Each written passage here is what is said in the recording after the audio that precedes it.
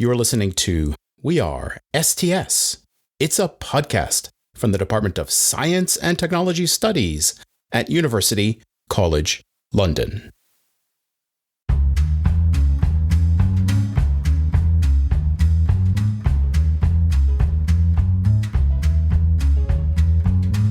Hi, everybody, and welcome back to WeAreSTS. I'm your host, Professor Joe Kane. This is Lucky Episode 13.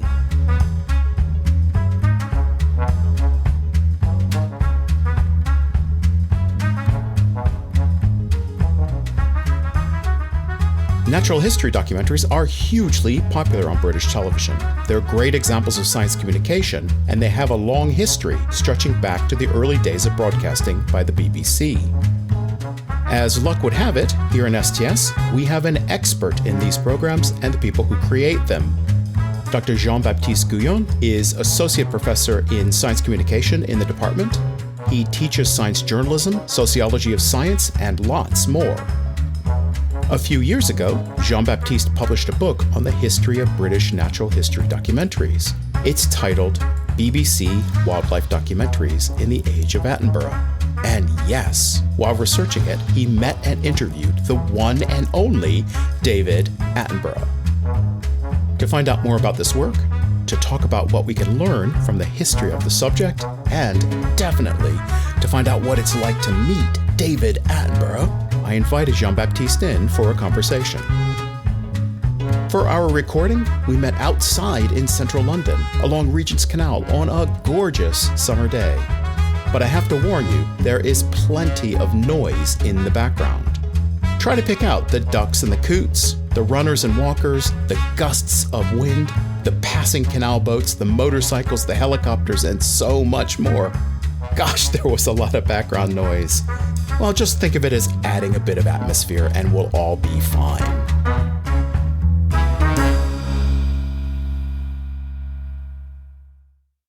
So hello, my name is Jean-Baptiste Gouyon. I'm an associate professor in science communication in the science studies department. My job essentially is to teach courses about science communication. I teach a course on science journalism, and I'm also undergraduate tutor, which means that I try to assist all students with difficulties during that time in the department. So what is science communication? That's a very good question. Science communication can be many things. Some people, and a vast majority of people, tend to see it as a special thing, as the dissemination of scientific knowledge to non-specialist audiences. I personally tend to adopt a more Catholic view of science communication, and I consider that it's any discourse about science which is held in public, knowing that the very notion of public is something which is quite difficult to understand. Mm-hmm. It's not a public doesn't exist in nature, it's in the wild, if you want. It's something which is created by a discourse, so publics are constantly changing, they are not fixed. And basically, any time somebody utters something about science to somebody else, it is a form of science communication.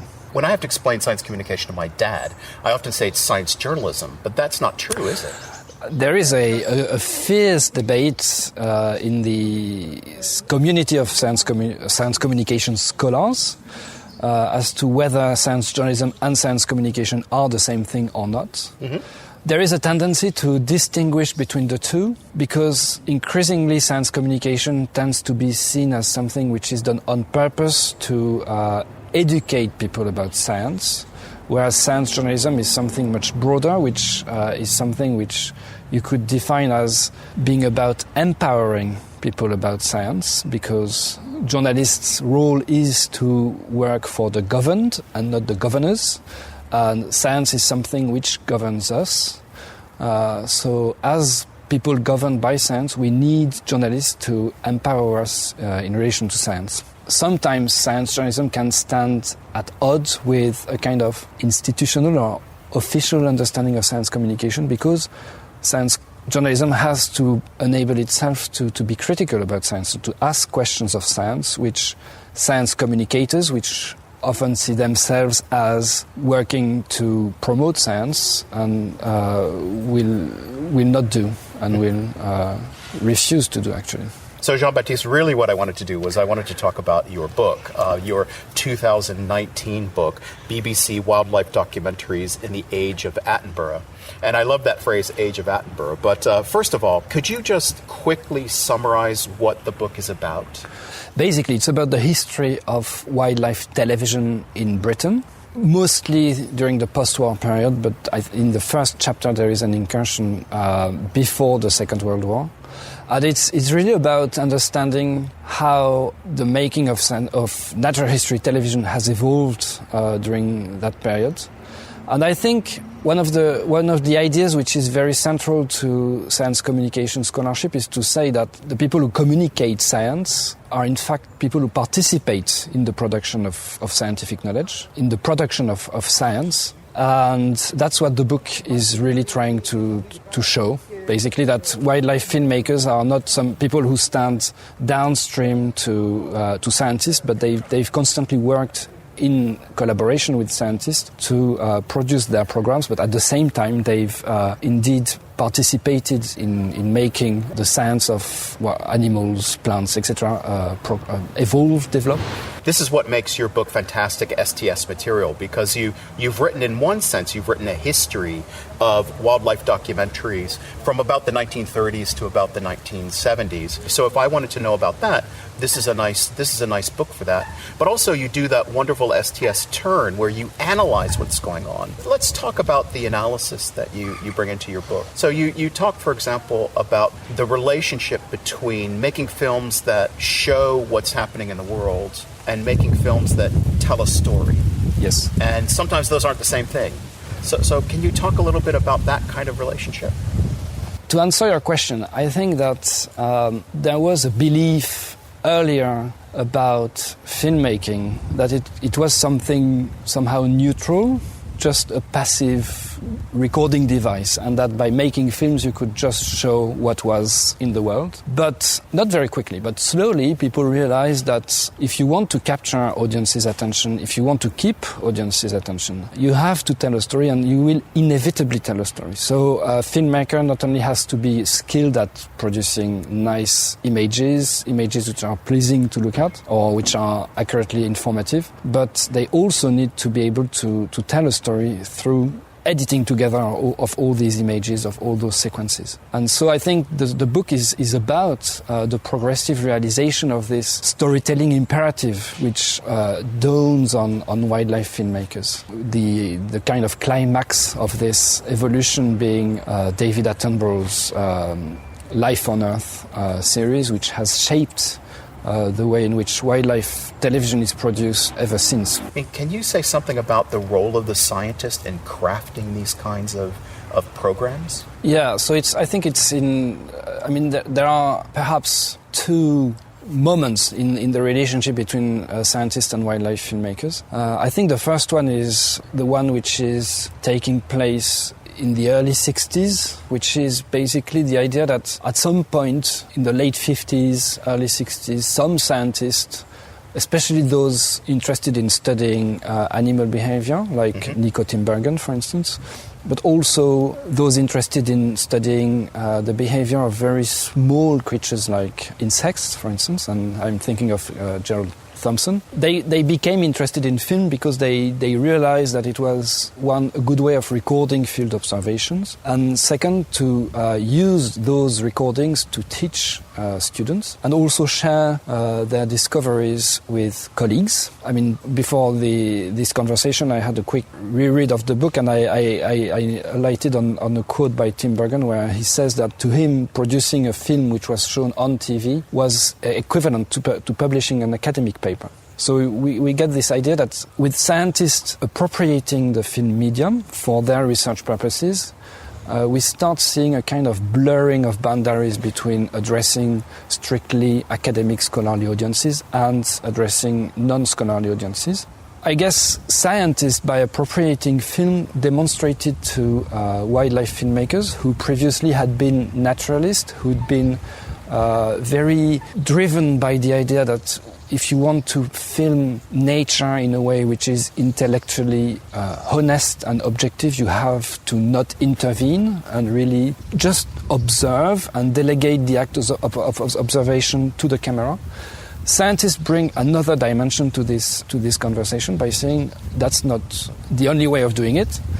For instance, if you know about how animals behave, you can provoke those behavior, you can intervene to obtain in front of the camera the behavior you want to film and record and capture.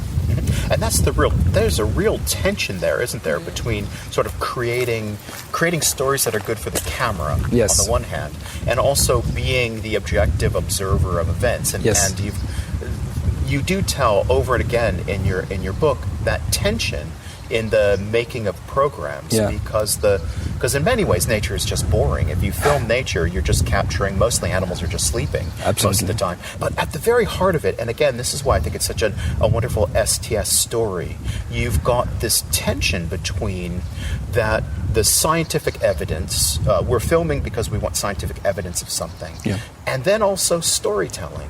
And we have to splice and cut and shape and layer on top of it our own interpretation of events so that people will pay attention.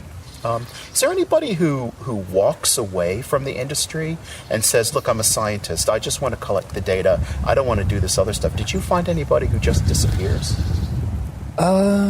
No, I didn't come across anyone of that kind. I mean, it is, of course, perhaps biased because most scientists involved in wildlife filmmaking who are given the possibility to speak in public are given this opportunity through the medium to which they are participating in making of documentaries.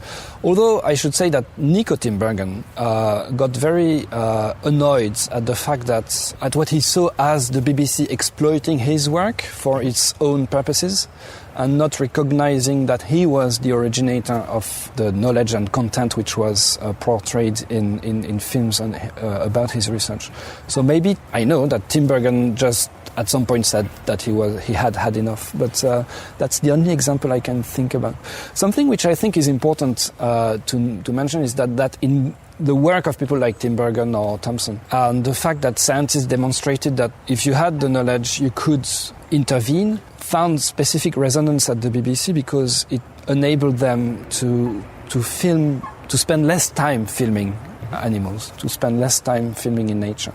So, and it happened at a time when there was some pressure exerted on wildlife television producers to reduce the cost of wildlife filmmaking. And so if you can reduce the time spent in the field because you know what to expect, where to go to see it, and when to go to see it, then you can reduce the cost of filming and then the overall cost of production. So that's one other consequences of the involvement of scientists in wildlife filmmaking. Brilliant. Now we're going to talk about the role of David Attenborough in your book in just a minute. I want to get at two other ideas first, two STS ideas, and one is you talk about the notion of a telenaturalist. So what's a telenaturalist? So it's a kind of a portmanteau word which I tried to come up with during my PhD. And it got a little bit of traction with my examiners, so I decided to keep it. Mm-hmm. I mean, it comes from the literature on sports television. Mm-hmm. The name of the author escapes me now, but somebody came up with the idea of telexperts. Mm-hmm. To designate those people who like retired football players, for instance, who come and comment on football games live on television.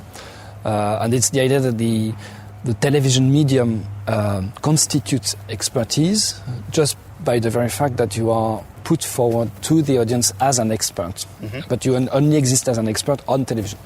And the idea of the telenaturalist is somebody who's got some kind of natural history expertise only in the context of television programs. And so the existence of these experts is only on the television screen. It's basically a character which is played performed by someone, and they produce natural history knowledge by producing television programs. So they use television to produce natural history knowledge and at the same time to perform their natural history expertise. I can think of lots of examples, and anybody listening could identify a telenaturalist on lots of different shows. There are also telehistorians and telearchaeologists and things like that, and as you said, tele-experts. And that is a fantastic relationship between those people who know a lot of stuff, and they also know the craft of how to condense it and present it. They're typically contrasted with academics who typically don't know what to do in front of a camera, don't know what to say. But anyway, I think that's a fascinating intersection of different talents, and it must be really hard to do. Yeah, I mean, that is what is striking with those people, is that they are, I mean, obviously Attenborough is the a kind of archetype for the telenaturalist, but they all have a lot of knowledge about techniques of filming, different types of cameras, back in the days, different kinds of films, but also how to behave in a studio, how to behave in front of a camera, how to rehearse a script, how to deliver a script, which is not something that you can do naturally. You have to learn all those tricks, but at the same time they can hold a perfectly informed conversation with scientists, with naturalists, and they can even they can deliver some kind of expert statement on their own, and their advice can be sought, etc., etc. So it's a very complex kind of character, if you want, and public persona. For example, we're sitting next to Regent's Canal, and there are two ducks asleep right near us, and they've been here since we started. And you and I would just say, oh, there's ducks and they're sleeping. But a telenaturalist would say, perhaps they dramatize this after a long night of fretting over whether the fox will get them and thinking about where they're going to get their food today. These poor ducks have fallen asleep, exhausted, ready to take on the world. And that's a really quite different talent, isn't it? We'll talk about David Attenborough in just a minute, but I wanted to ask you this other question, and that is about identity fashioning that you talk about in your book, and particularly you focus your attention on something that maybe they're disappearing now, but you talk about these MODs, which is the, well, you can say what they are, and you can say where they are, and then we can talk about how they're important. Yeah, so MODs is the acronym of making of documentaries. I don't think they are disappearing. In fact, they've tended to become a norm. And I mean, if you think of those 10-minute snippets at the end of episode of series like Planet Earth, Blue Planet 2, where, I mean, viewers are taken backstage and explained supposedly how what they've just seen has been produced. So I don't think they disappear, but they are useful tools to expand the experience of viewing and to explain, to educate viewers on how they should perceive the program which is broadcast to them. They are useful tools for wildlife filmmakers to fashion their identity, which is a notion which is coming from the history of science literature. And I think I borrowed it from Mario Biaggioli, his work on Galileo. And it's the idea that people are constantly working to create their social identity in order to achieve specific aims and occupy a specific social position, basically. And right. So it's also adapted to Irving Goffman's work on the performance of the self in everyday life, etc., etc. So it's identity fashioning is a performative.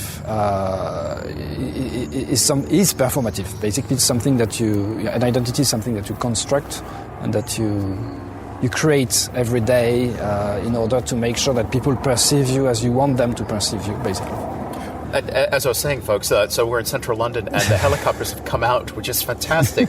You don't realize how noisy a city is if you've been away from it for a while. But let's come back to the making of documentaries, the bits on DVDs that are sort of the extra bits quite often. So you talk about identity fashioning, and I find it's a lot easier to see the process you describe after I watched a making of documentary a couple of times. So the first time you just fall into the experience. The second time, if you listen to the presenter talk about what they're doing and why, you start hearing words like, yeah, I really love these animals, right? So that's a bit of identity, yes, right? They care. Yes. And then there's, we've been here for 4 weeks and we really try to understand what they're doing. Okay, so that's another bit, that they're being slow and methodical and careful. And then also they're technically able. They've got fancy schmancy equipment, and they're out there looking at things and getting a great shot. And then, of course, the end of a making of often is they come back and say, we got the shot, right? So you've got all three of those layers. They're great filmmakers, they're caring people, and they're technically able at what they're up to. Absolutely, yeah. Yeah, I think it's, to return to Biaggioli and his work on Galileo, what the associated notion with to identity fashioning is the notion of bricolage, which is the idea that you basically assemble, you make one thing by assembling heteroclite parts, and identity fashioning is just like this. You just grab things in the cultural repertoire you are existing in, and you assemble them to create your own identity. And as you mentioned, when you watch a making of documentary, you find that those wildlife filmmakers tend to borrow cultural markers from different cultural repertoires. So, for instance, the patience is something which is borrowed from the natural history cultural repertoire, where it is a part of what it is to be a naturalist, to spend ages in the field just to wait and observe the bird, the rare birds that dwells in that part of the forest but nobody has ever seen, or observe the specific behavior you want to observe, etc., etc. So that's patience. But naturalists are also drawn to nature by its aesthetic, and they are emotionally attracted to nature. And again, saying that you are emotionally attracted to nature or animals as a wildlife filmmaker is to signal, I am part of that natural history community. But at the same time, saying I'm technically literate and I can operate a camera is to say, look, I'm part of that group of filmmakers and people who can, etc., etc., and showing that you can converse with a scientist on an equal footing, for instance, is also drawing from another repertoire, which is that of science. And then by aggregating those different bits, you can create that composite identity, which is that of the wildlife filmmaker. And what's great, I think, about your work is that you've taken a very complex sociological idea and you've brought it down to a very specific case study. And reading about it in your work, you see that idea at work. And then I walk away from your book thinking, hey, I can apply this idea to other things too. It's a great example of STS and how it apply. If you learn a bit of STS, you can apply it much wider than science and technology studies. So with identity fashioning, we might ask, how do shop assistants fashion a certain identity, either that they're part of the company or that they're helpful or whatever, or how do politicians dress in a certain way as to project a certain image, both when they want to be official politicians and then when they're, say, on the campaign trail and they want to be informal, friendly, and whatnot. It's a fascinating idea that you can pull out of a study like yours and then apply it in lots of different areas. It's a beautiful example. Oh, with me going on, this is a perfect place in the conversation to pause and take a break.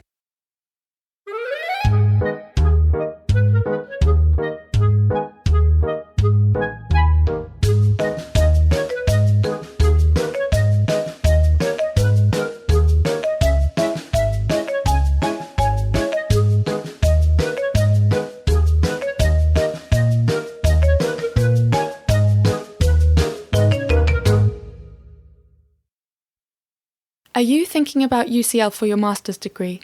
The Department of Science and Technology Studies offers 3 MSc degrees, one in Science, Technology and Society, another in History and Philosophy of Science. And we have a new MSc in Science Communication available starting 2022. These programs are designed for specialist training, preparation for PhD programs, and practical career development. To find out more, visit us online at ucl.ac.uk/STS.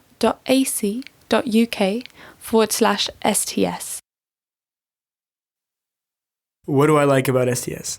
I think that the vastness and openness of the STS curriculum has really allowed me to pursue my own projects, and the staff has been really encouraging in helping me do so. Let's get back to my conversation with Jean-Baptiste Gouyon. We're talking about his research on British natural history documentaries and what they can tell us about things like communication theory. The reward you get for coming this far is that now we're going to talk about his time interviewing one of the greats in this subject, Sir David Attenborough. Let's hear what Jean-Baptiste has to say. Right, okay, we've held it off long enough. Let's talk about Attenborough. So David Attenborough, the master of natural history filmmaking. First, let's do a bit of basking in the glow of you. So in part of the research that you did for this project and for your research more broadly, you've studied Attenborough in terms of archives, and you've also interviewed Attenborough. Tell us about meeting David Attenborough.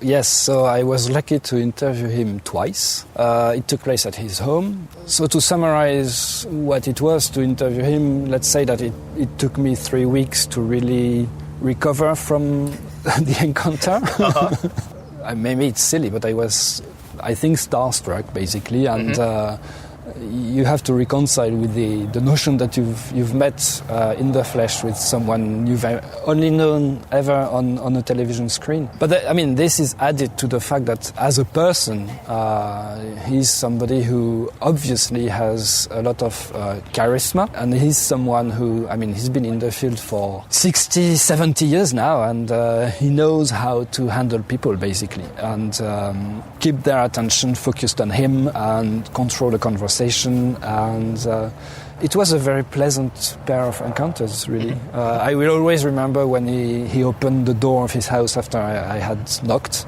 It was like drawing a curtain, and he darted his blue eyes at me, saying, "Hello, I'm David Attenborough." As if you wouldn't know. As if I wouldn't know. The best thing is that the second time I came to his house, he wasn't there because he had forgotten. He had done a double booking, and so I had to leave. And he came back shortly after I had left, and he phoned at my home. And my wife took up the phone, and he said, "Hello, my name is David Attenborough." That's brilliant. Right, so in addition to helicopters and passers-by, now we've got the canal boat. So back to Attenborough. Why did you want to talk with him? The honest answer is that I wanted to talk to him because, and I think it's part of identity fashioning, I suppose, but when you say that you're writing a book on wildlife television in Britain, if you can't say, yes, I've spoken with Attenborough, people and publishers notably won't be interested in your book. Right. Because they won't believe that you've been able to understand the object. It was to provide myself with credentials, yes, I suppose.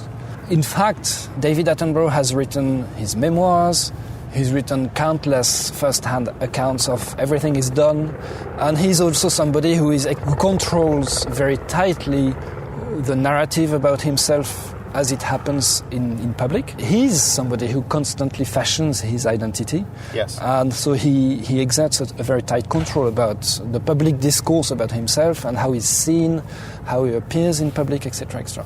And so his own discourse about himself is extremely well rehearsed. And you can imagine that when you ask him questions at 90 years old about what he did 50 years ago, not only his memories will have solidified, but in fact what you find is that he only says to you what you've read countless of times in interviews, in autobiographical accounts, etc., etc. So to some extent, interviewing him is not fundamental to understanding wildlife television. What is interesting, though, is that meeting the person on the pretext of wanting to interview him on his history as a wildlife filmmaker gives you something that you won't get by reading archival papers or interviews, which is getting a feel for the guy, basically. So there is something which I may talk about, is that after the book had been published, I sent him a copy. And he first wrote me back like 2 days after receiving it, which is basically what he always does, saying thank you very much, and if I find any mistakes, I will write back to you.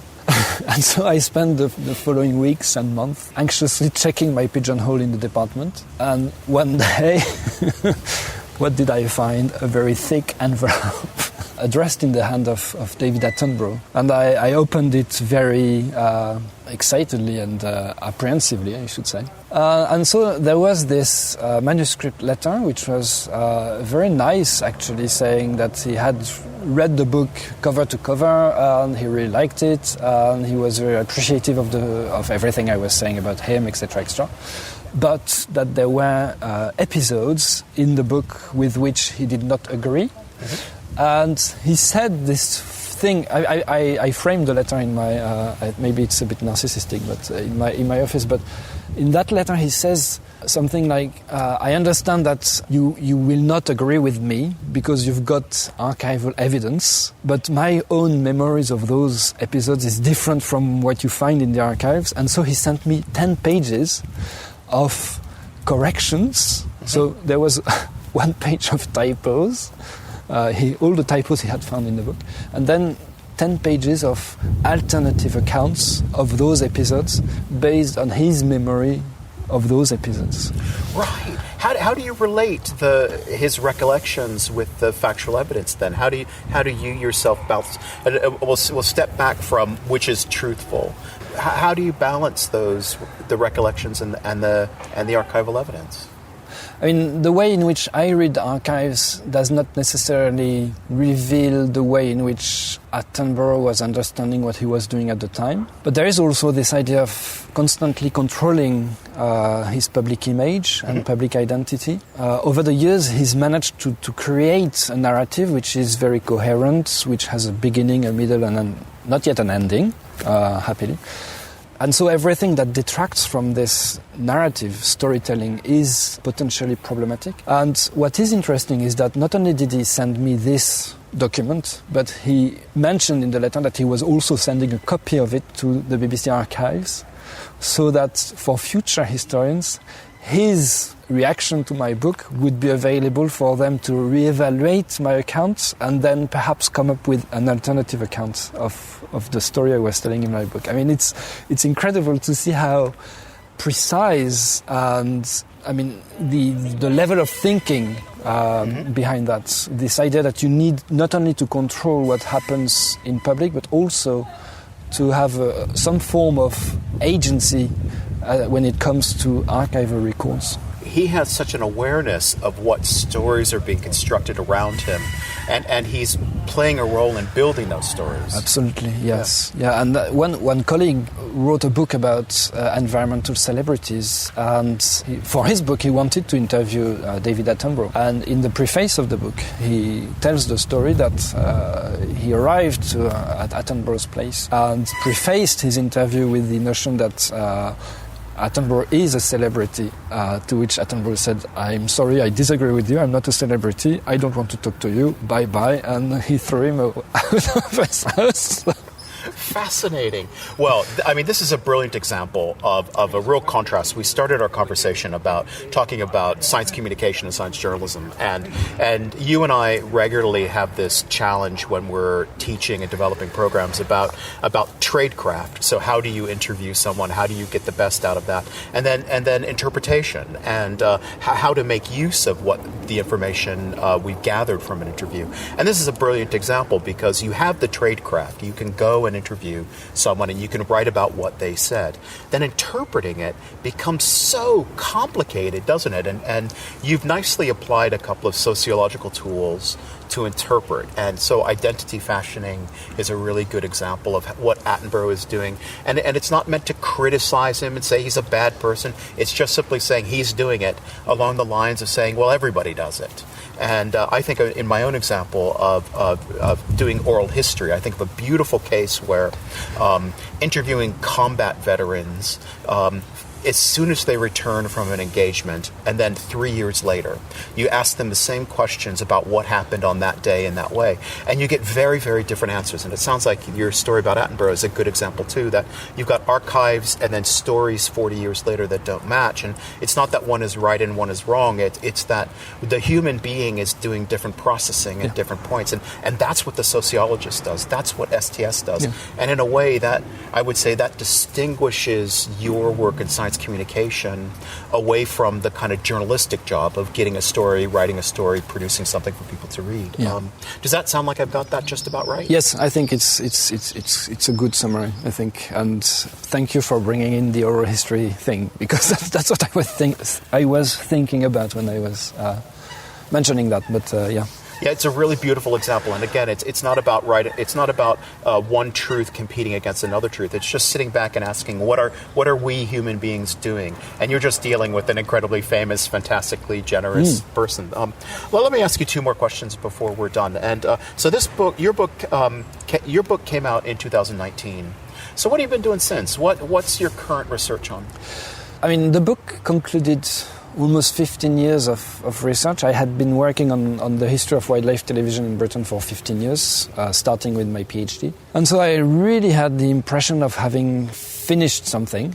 So for a few months, I've been really looking for new topics and new questions. So I'm working on several things at different levels of completion. Mm-hmm. So I think the one which is mostly related to what I've been doing so far is to try and look at jointly the history of wildlife filmmaking and the history of wildlife conservation. Mm-hmm. To test the hypothesis that wildlife conservation, to some extent, and in the way in which it is presented in public, is what I would call a cinematic project, which means that the object of wildlife conservation is thought about in cinematic terms, and I want to unpack what that term cinematic means. And so I think it's a book project, so I will need to go to archives when they reopen after the lockdown, which I'm really looking forward to. And in the book I want to talk about Peter Scott, Julian Huxley, Jacques Cousteau, Attenborough again, to an extent, Bernhard Jimmek in Germany.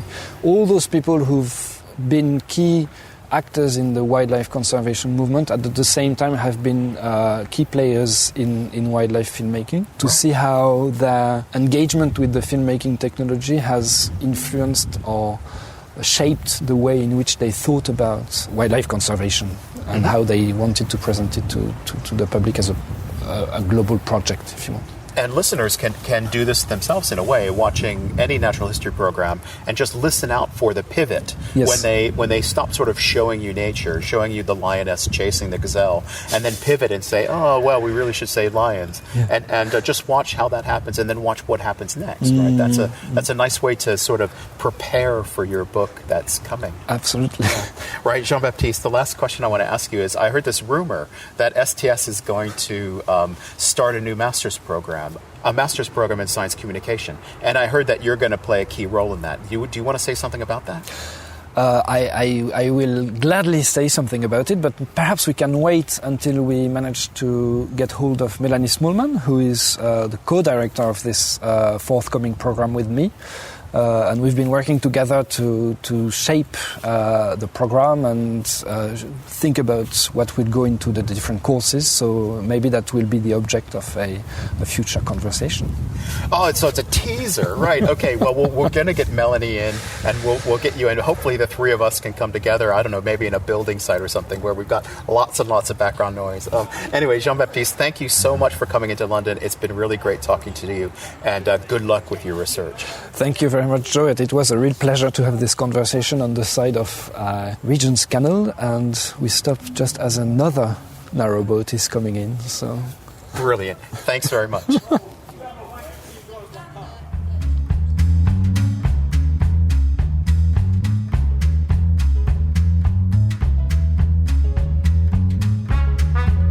Thanks to Jean-Baptiste for taking the time for our own little outside broadcast, and thanks to you for persevering through the canal boats, the helicopters, the building works, and everything else. I confess, though, I like the ducks and the coots, so I might invite them along for another time. If you know somebody who might like to study with us, ask them just to get in touch. Whether it's science communication, science policy, history of science, or philosophy of science, we love our work, and we're always happy to talk. And we're a thriving community, too. This year, in fact, we celebrate 100 years of our subject at UCL. Hey, does anybody know if we get a telegram from the Queen for that? Music today included two pieces, Rollin' at 5 by Kevin MacLeod and Silly Intro by Alexander Nakarada. Both are available online at filmmusic.io. You also heard in the break pieces by Jasmine Chakravarti, UCL class of 2021, and Pierre-Elie Bolson, who hopes to be UCL class of 2023. Thanks, you two. Nice work. WeAreSTS is a production of the Department of Science and Technology Studies at University College London.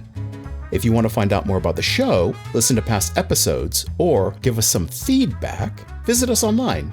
Here's the address, so write this down. It's ucl.ac.uk/STS/podcast. And that's it for today. Thanks for coming along, and we'll have another episode ready soon. Until then, or until next time, everybody, just remember that together we are STS. Bye now.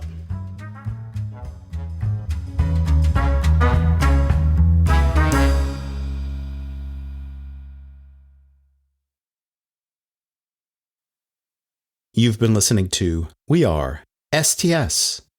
It's a podcast from the Department of Science and Technology Studies at University College London. Subscribe to the show and join us online.